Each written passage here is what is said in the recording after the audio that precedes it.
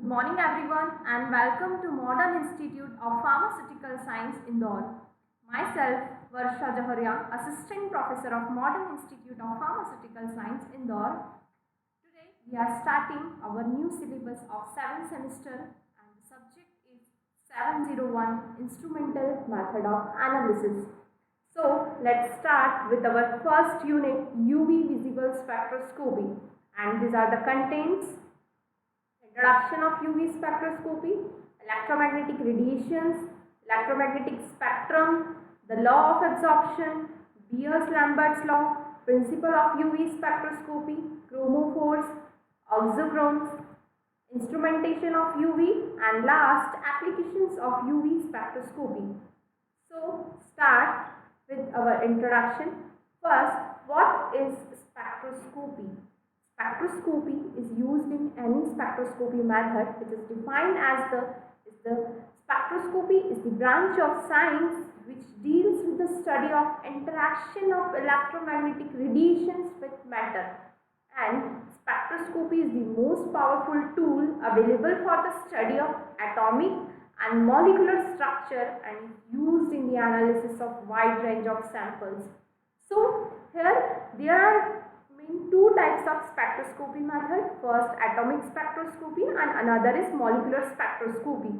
Atomic spectroscopy which deals with the study of interaction between electromagnetic radiations with atoms is known as atomic spectroscopy, and another is molecular spectroscopy which is concerned with the interaction of electromagnetic radiations with molecules is known as molecular spectroscopy. Just a small difference between two category. Atomic मतलब interaction between electromagnetic radiations with atoms, and molecular spectroscopy means interaction of electromagnetic radiations with molecules is known as molecular spectroscopy. And the next, electromagnetic radiations. Electromagnetic radiation are used in any spectroscopy method as a radiation source. Okay, here we can see in a figure how waves are perpendicular to each other, electric field and magnetic field are present, and electromagnetic waves are formed when an electric field which are shown in red arrows and couples with a magnetic field which are shown in blue arrows. Magnetic and electric fields of an electromagnetic wave जो यहाँ figure में दिख रही है waves हैं जो कि electric field and magnetic field इसके परपेंडिकुलर है and continuously round and round हो रही है, and which is direction to the wave, मतलब जहाँ करंट होगा वहाँ वेव तो होगी और वहाँ जहाँ करंट होगा वहाँ electric field and magnetic field present होगी. Next, there are the basic terms of electromagnetic radiations. First, frequency and another is wavelength. Frequency is defined as the number of times an electric field radiation oscillates in 1 second, and the unit of frequency is hertz. And wavelength it is distance between two nearest part of wave in the same phase, distance between two nearest crest and two trough. There are four main electromagnetic interactions. First, the force of attraction or repulsion between electric charge is inversely proportional to the square of the distance between them. मतलब दो poles होंगे, electric charge जहाँ होगा वहाँ attraction भी होगा और repulsion भी होगा, दोनों की डिस्टेंस एक दूसरे के प्रोपोर्शनल होगी, इन्वर्सली प्रोपोर्शनल.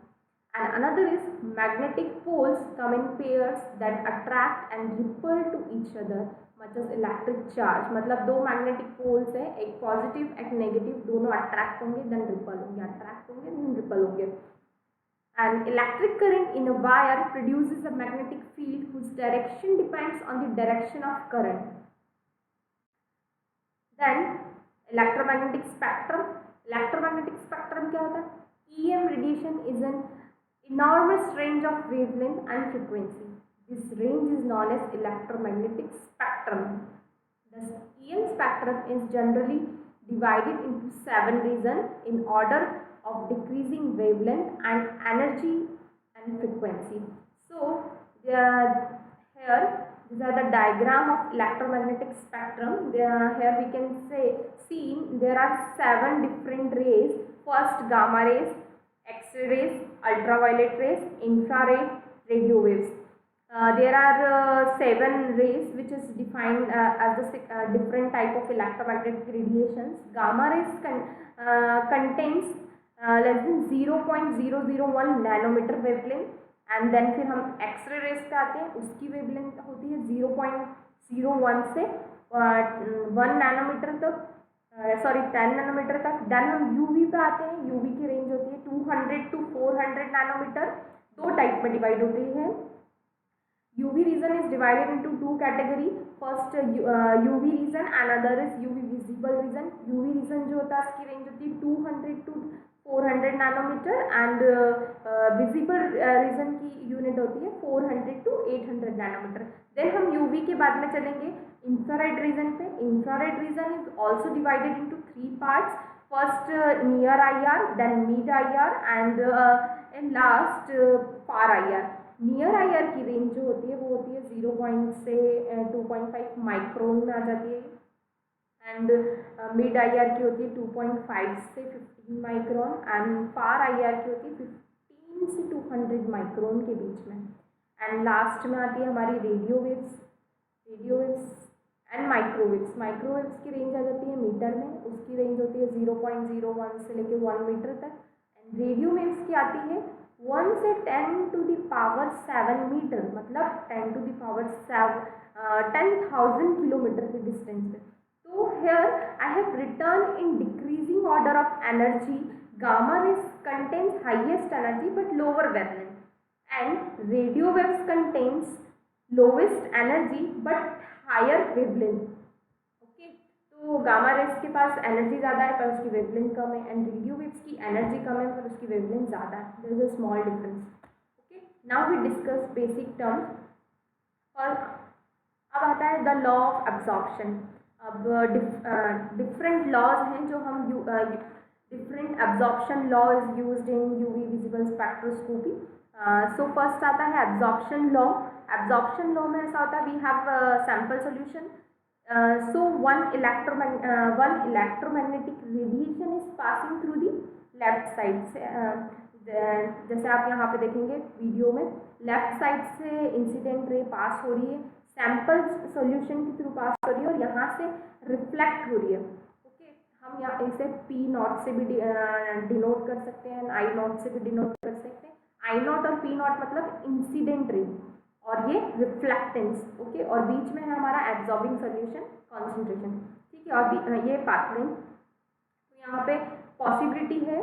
सो है the possibility of absorbance of radiation bye sample. मतलब अगर किसी भी सैंपल में से कुछ रेडिएशन पास हो रही है तो वहाँ पे कुछ ना कुछ पॉसिबिलिटी की वहाँ पे एब्जॉर्बेंस तो ज़रूर होगा. तो इंसिडेंट रेडिएशन मतलब यहाँ से इंसिडेंट रेडिएशन गई और यहाँ पर अगर कोई एब्जॉर्बेंस नहीं हुआ तो जो ट्रांसमिटेंस होगा वो भी 100% होगा और इंसिडेंट रेट भी यहाँ से 100% जाएगी. बट अगर मान लीजिए इंसिडेंट रे जा रही है 100%, ओके, 100% इंसिडेंट जा रही है और 5% कुछ इसमें एब्जॉर्बेंस हुआ है तो ट्रांसमिटेंस रेडिएशन कितनी हो जाएगी उधर से 95% ट्रांसमिटेंस रेडिएशन हो जाएगी. ओके, तो मतलब incident is greater than reflecting रे. ओके, यहाँ पे 3 केस होते हैं. और अगर सैम्पल सोल्यूशन ट्रांसपेरेंट है तो जितनी इंसिडेंट रे आई है उतनी उधर से रिफ्लेक्ट हो जाएगी. वहाँ पे एब्जॉर्बेंस 0 होगा, ट्रांसमिटेंस भी 100% होगा एंड रिफ्लेक्टेंस भी 100% होगा. तो क्या हो गया, I0 is equals to I, मतलब दोनों एक दूसरे के इक्वल है. इंसिडेंट रे भी इक्वल है और रिफ्लेक्टेंस रे भी इक्वल है. तो I0 is equals to I. And third case होता है अगर सैम्पल सोल्यूशन जो है हमारा वो ट्रांसपेरेंट नहीं है, वो कलर्ड है थोड़ा, तो उसमें क्या होगा, एब्जॉर्बेंस इज मोर देन 0, मतलब एब्जॉर्बेंस कुछ ना कुछ उसमें होगा. It will be less than 100%. तो यहाँ पे आ जाएगा I0 is greater than I. So next आता है Beers-Lambert's law. Beers-Lambert's law states that when monochromatic radiations passes through the sample solution, absorption is directly proportional to the concentration of absorbing substance, path length, thickness. अब just a small difference between Beer's and Lambert's law. Beer's states that when a monochromatic radiation is passing through a sample solution, then decrease in the intensity of radiation या directly proportional to the concentration. मतलब Beer's किस पर depend करता है, intensity of जो radiations होगी वो किसके प्रोपोर्शनल होगी, कॉन्सेंट्रेशन ऑफ सोल्यूशन के. एंड लैम्बर्ट्स में क्या होता है, intensity of radiation is directly proportional to the thickness of the compound और path length of the compound. तो यहाँ पे जो मैंने एब्जॉर्प्शन लॉ में समझाया ये एज इट इज पूरी यहाँ पे इक्वेशन बन जाती है. जितने भी तीन केस है तो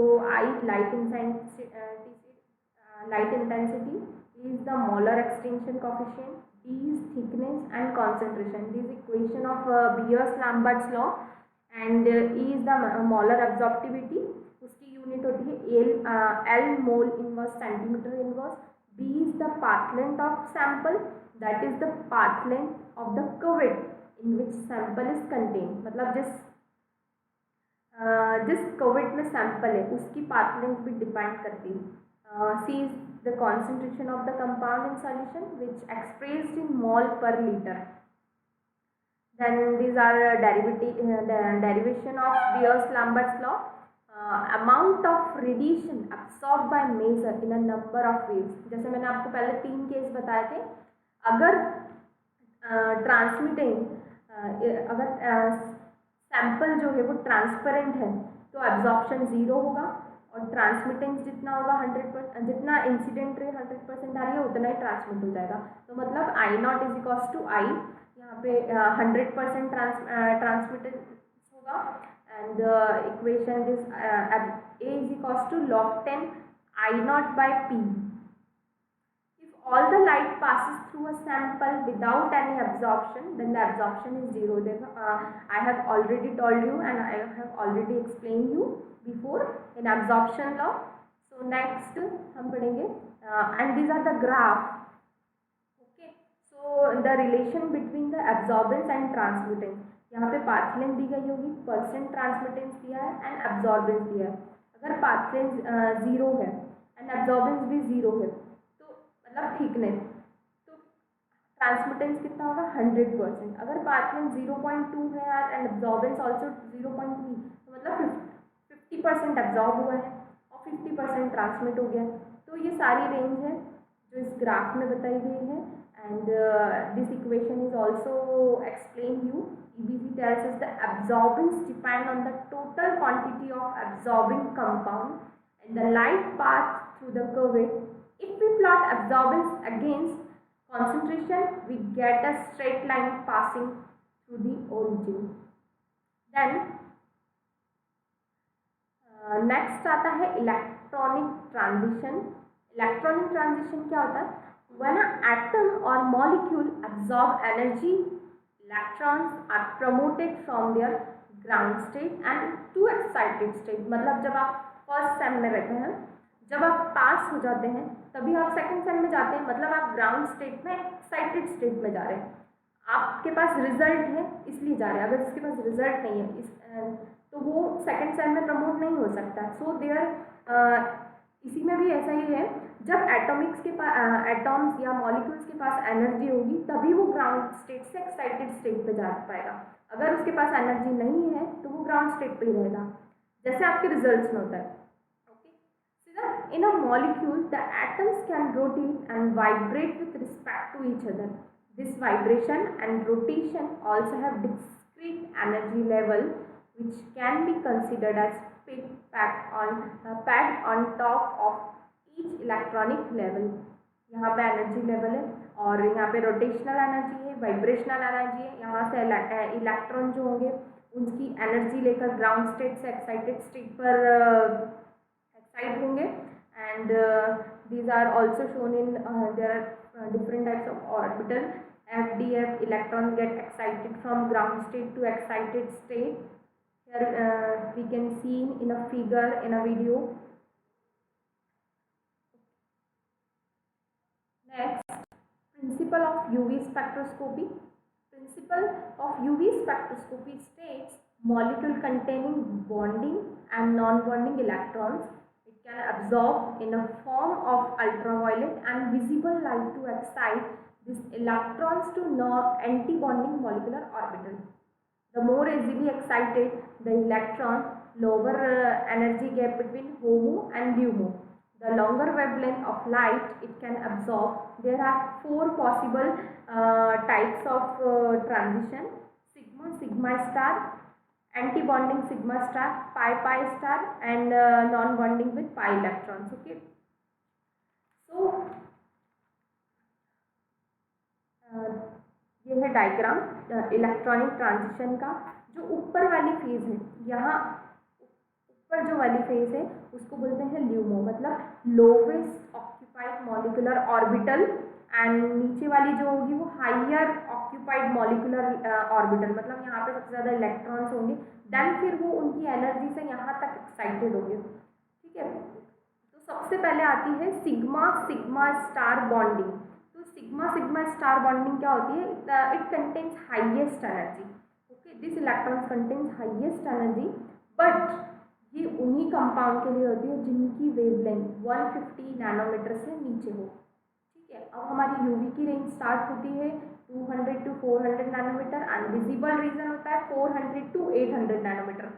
तो हम स्टार्ट किससे करते हैं? और जो ये वाली इलेक्ट्रॉनिक ट्रांजिशन है सिग्मा सिग्मा स्टार, वो होती है सिर्फ 150 नैनोमीटर वाले कंपाउंड जो रहते हैं या उसके नीचे वाले कंपाउंड्स रहते हैं, सिर्फ उसमें होती है। तो हम इसके लिए जाते हैं, हम वैक्यूम यूवी रीजन पे जाते हैं which is use below 150 nanometer.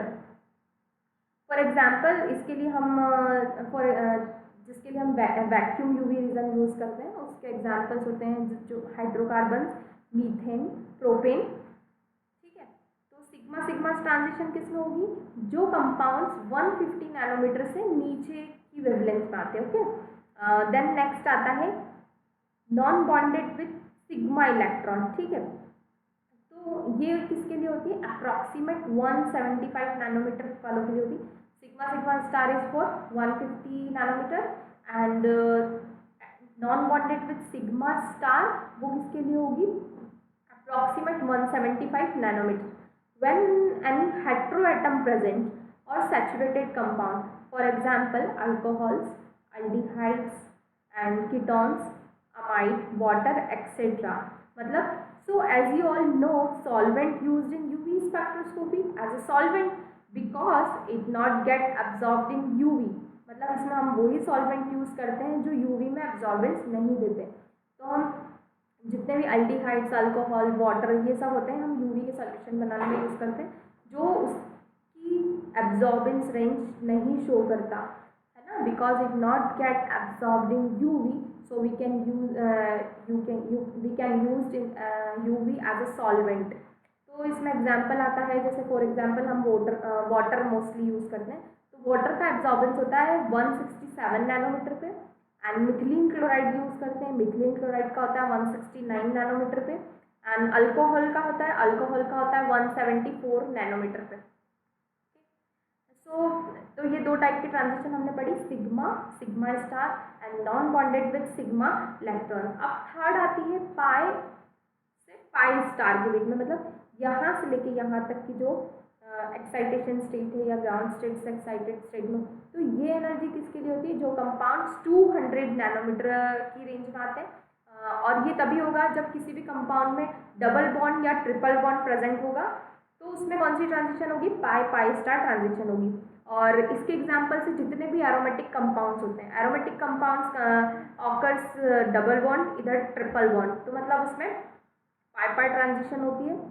And then फिर लास्ट में आते हैं हम non bonded with pi star bonding. तो ये उन कंपाउंड्स के लिए जिसकी वेवलेंथ 200 से भी ज़्यादा, इधर वो 800 तक चले जाए, मतलब it is eligible for 200 and also 800, it may be about 800 nanometer, but excitation of energies completely depend on conjugation of compound.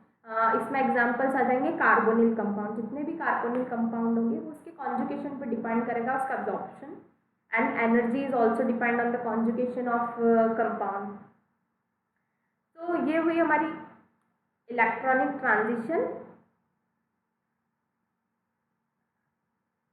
और ये 4 टाइप्स की ट्रांजिशन है जो मैंने आपको ऑलरेडी एक्सप्लेन कर दिया in diagram. Pi pi star transition, non bonded with pi star, and non-bonded with pi star, pi star transition, which have already explained you in a diagram. Thank you.